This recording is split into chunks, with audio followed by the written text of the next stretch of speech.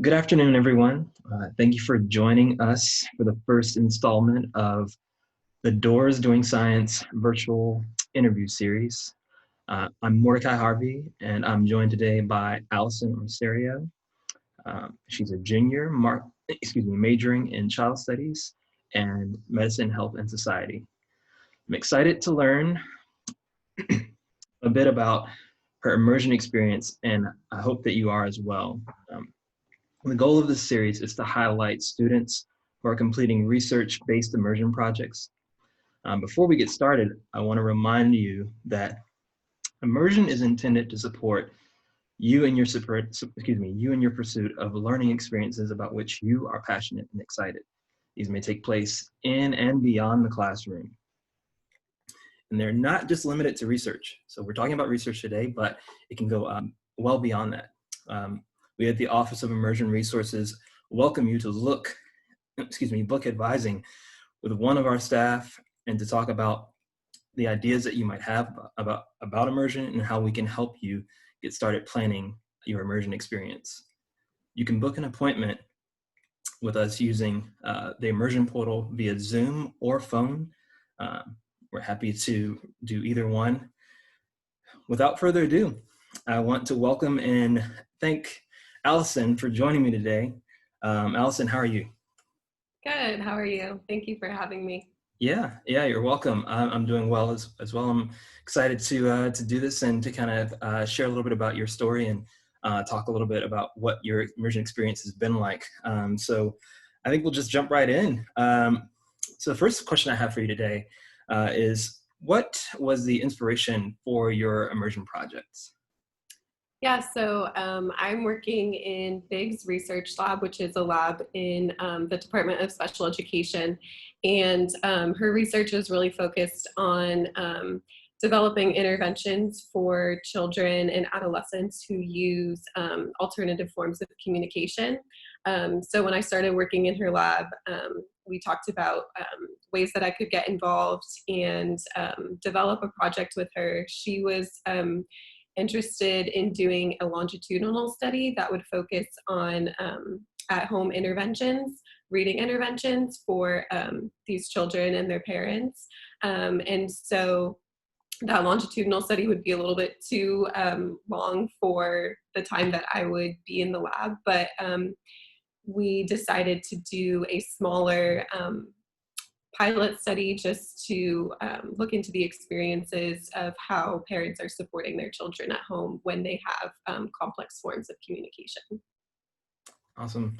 Yeah, it sounds like you were already engaged, and it was a matter of just kind of being able to really take that experience and really apply it for immersion. Mm-hmm. That's awesome. So the other thing I want to know, and this is, I think, important for students who might just, they have an interest or they've identified something maybe that they want to do, but they don't know how to get involved. And so I want to ask, how did you get involved with that lab? How did that experience begin?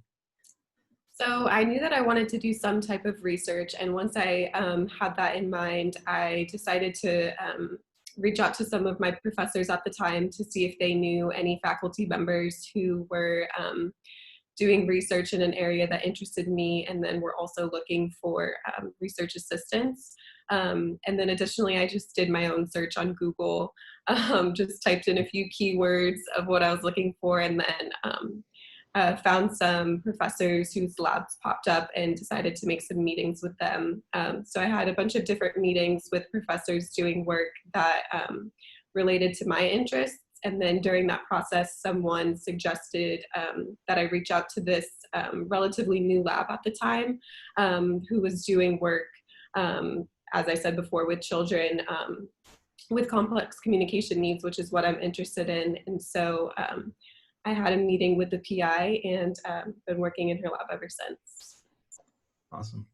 Yeah, and so it just sounds like there's a benefit to reaching out to faculty, and even if you don't end up working with them, they may refer you to someone.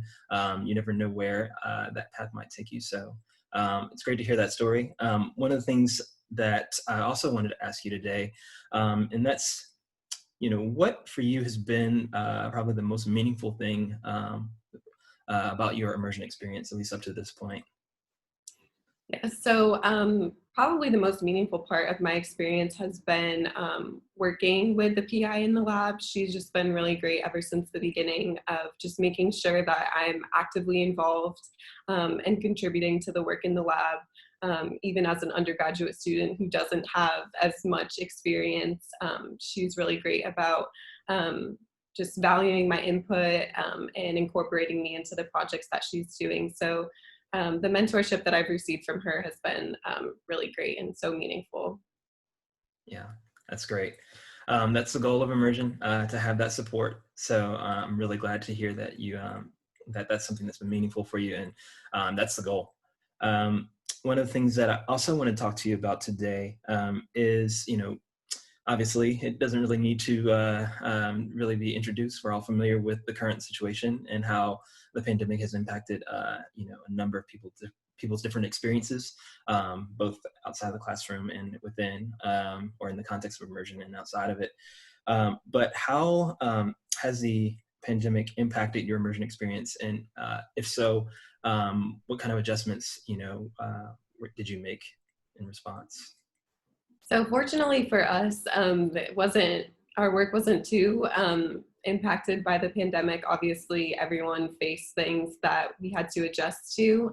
But the work that we're doing, we don't really need lab equipment or anything. Everything can pretty much be done through Zoom meetings and shared documents. So we didn't have that experience of face-to-face interaction, which is such an integral part of the lab. But we did have lab meetings every week where all of us got on the Zoom call and discussed the projects that we were doing, and then we would all just work independently.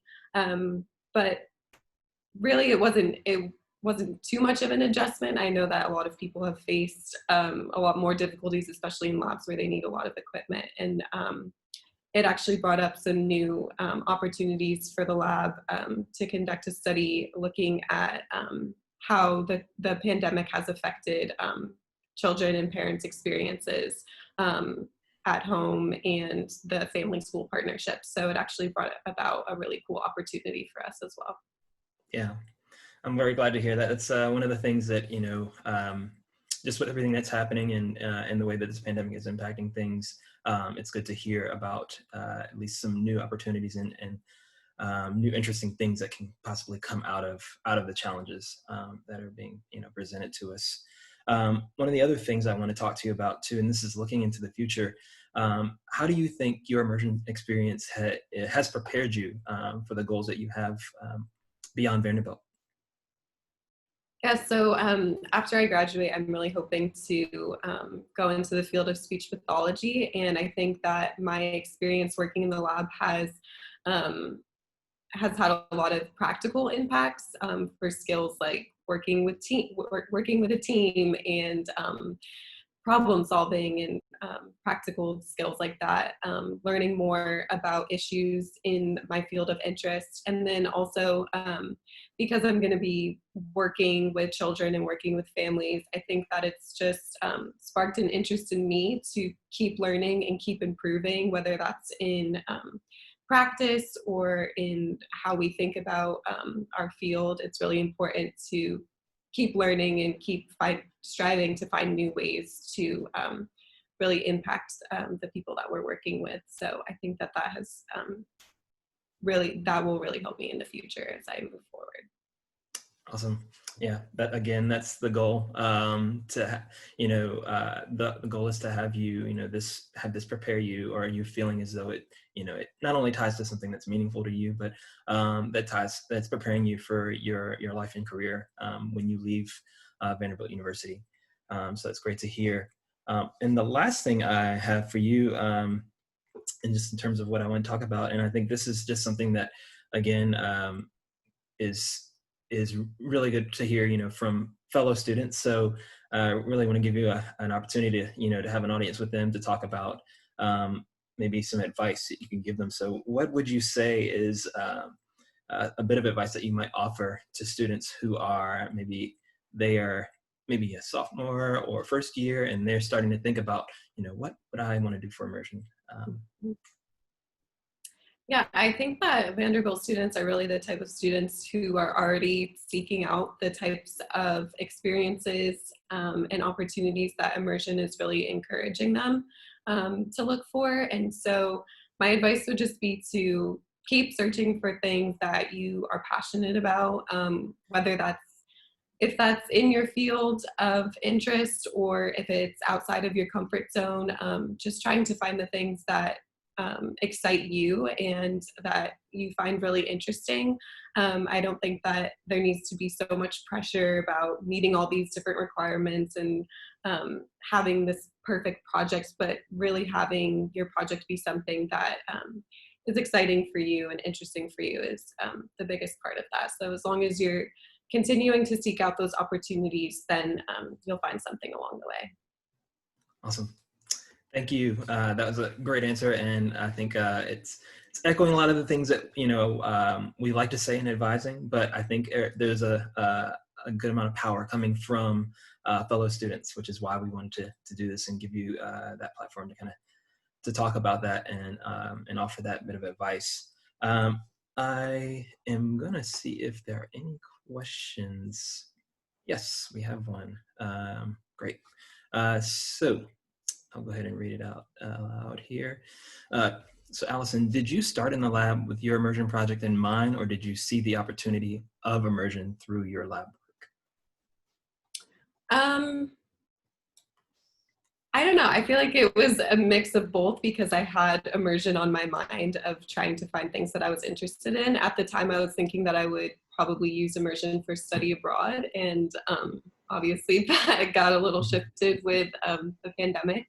But after I joined the lab, that was something that my PI discussed with me was she knew about immersion and she was familiar with what that might look like. And so we just had a conversation about what I could possibly do in the lab and how I could use that for immersion. So yeah, hopefully that answers your question.